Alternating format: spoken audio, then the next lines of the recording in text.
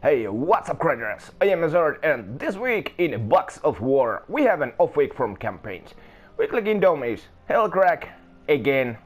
We just had Hellcrack a month ago, and for the World event, I'm pretty much using the same setup I used last time. Nothing special here, really. We have 2 mana generators, 2 damage dealers. You spam your Libram, you little shot with Charlie, inflict some fairy fire, generate some mana, and then you do heavy spell damage with 2 Malin, whose spell is boosted by the event medals and yada yada yada. Who cares really? But let's take a quick example fight here against Voltronax. We have this iffy scoring this week when an epic battle actually can give a lot more points than a mythic fight. We all love that, eh? There. Right. Let's talk about the reward thresholds. Here is the current leaderboard on PlayStation, and the average for a single user in a full guild is about 2,200 and something points. Let's see if we actually even have those low amounts. Here, for example, is 2,204 points, and this guy has done 96 battles. This is over tier 4, in fact, to get this kind of score. It looks like this is a tier 5 or tier 6 event on average per user in a full guild. Like,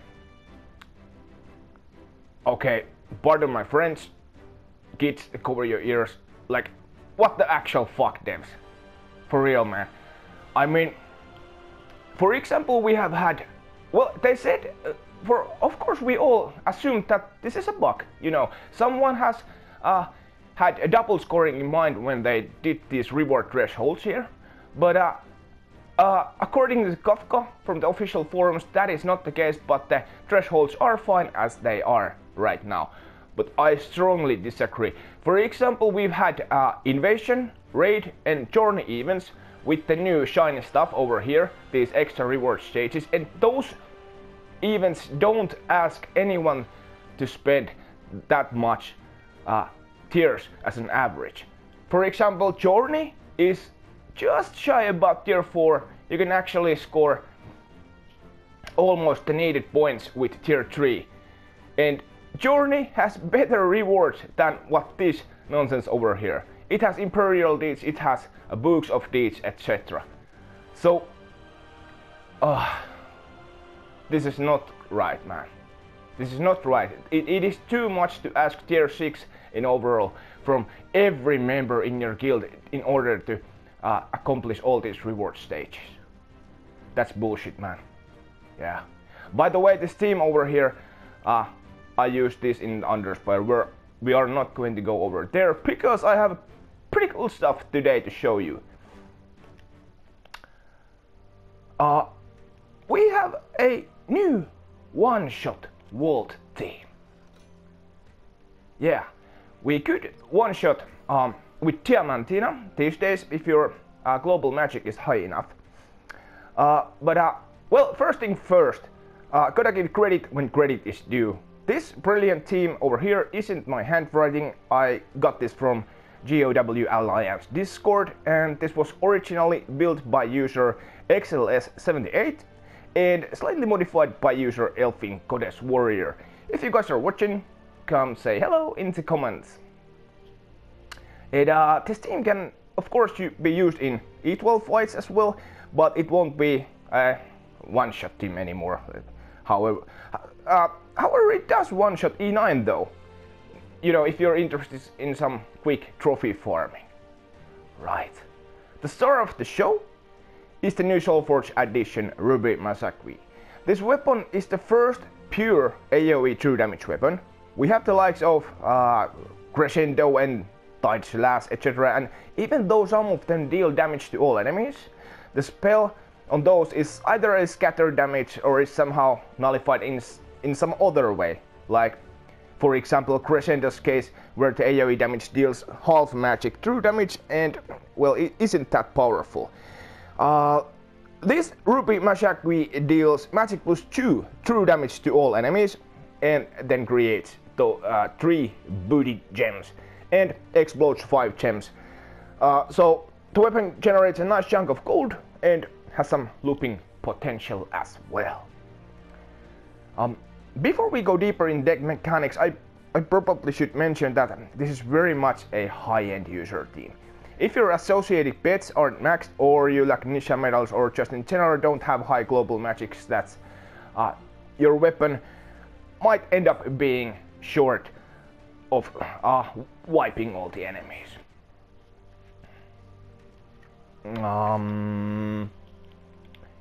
Right, in the top slot we are using Queen Aurora, a silver clade mythic by base rarity, and the main reason for using this troop is that A, she doesn't mana block to weapon, and B, she has that nice third unique trait Rainbow Link, gain bonus mana from all gem matches. And well, that's pretty much about it, she just stands there up top. And in the second slot we are using the weapon, and our main priority is to just get this weapon up ASAP. In the third slot we are using Princess Elspeth, the Paris Hilton of Crystara. She is a rather savage one to say the least. Her spell creates 11 gems of chosen allies color and then it kills them. She also summons a knight replacement, but our main focus is on the gem creation here. And also the reason we use her in the first place is this third trait. She starts battles empowered, so we can cast her right away at the start of the fight. We cast Elspeth on this Silver Oak here in the fourth slot. Silver Oak has fitting mana colors, so when we cast Elspeth on this tree, she will generate 11 gems of either blue or brown gems and hopefully catches an extra turn and, more importantly, fills our weapon. This tree is, by the way, mystic, just like Elspeth and our Archmagus hero are. For the hero, we are using Archmagus glass.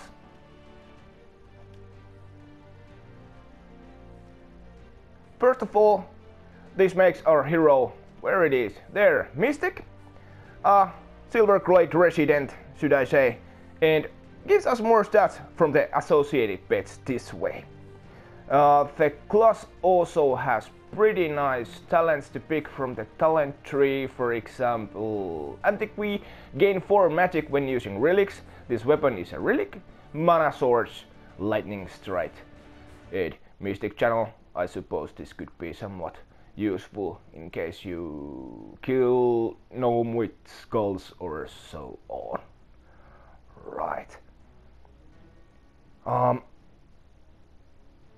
Really, the most important thing with this Archmagus class is that in this team you now have 4 unique silver clade troops, and this is where the story pet comes into play and starts to really bump up the overall stats.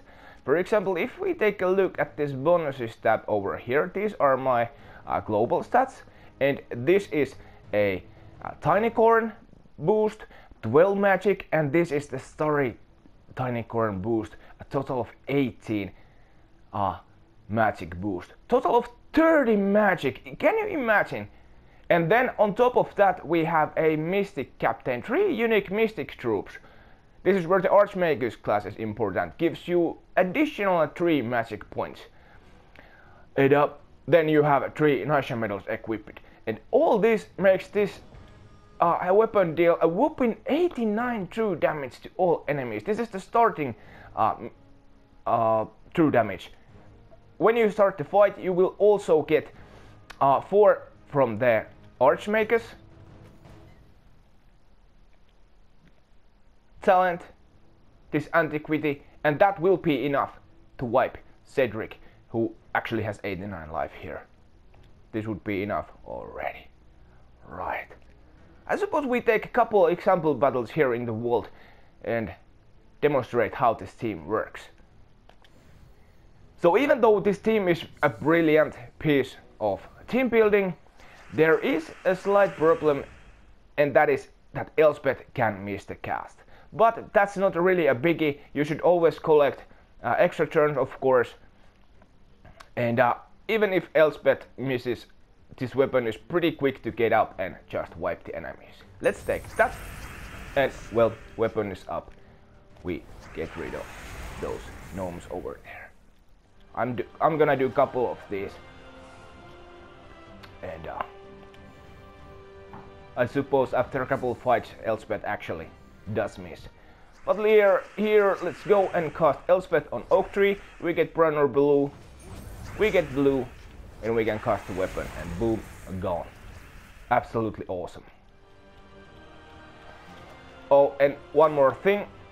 Even though you would probably like Ruby Massacre up top over here, I had a pretty long wall fight this morning when I tested this team, because I had this Ruby Massacre up over here and I was sleepy and I cast my Elspeth on the weapon.